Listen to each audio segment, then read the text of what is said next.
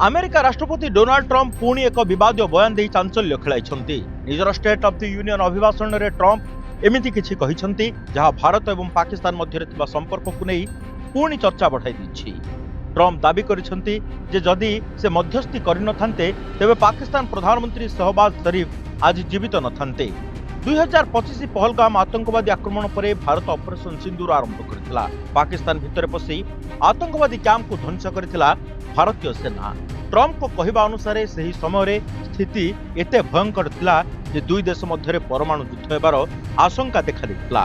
Trump कहिसंती मु हस्तक्षेप करिनथिले 3,50,00,000 लोक मरि थान्ते, पाकिस्तान प्रधानमंत्री मध्य बंची नथान्ते। केवल सेतिक नुहे निजर चिराचरित ढंगरे ट्रंप कहिसंती से उभय देश को 200% टैरिफ बा वाणिज्यिक शुल्क लगाइबार धमक देथिले। से कहिथिले जदि युद्ध बंद नुहे तेबे अमेरिका कौनसी व्यापार करिबो नाही। गुरुत्वपूर्ण कथा हेउछि भारत सरकार सबुबेले कहि आसिछंती जे पाकिस्तान सह आलोचना एक द्विपाक्षिक विषय एवं एथिरे कौनसी तृतीय पक्षर हस्तक्षेप आवश्यक नाही। तेणु ट्रंप कहि बयान केवल निजकु बड़ देखाइबा पई बोली कुहा जाउछि।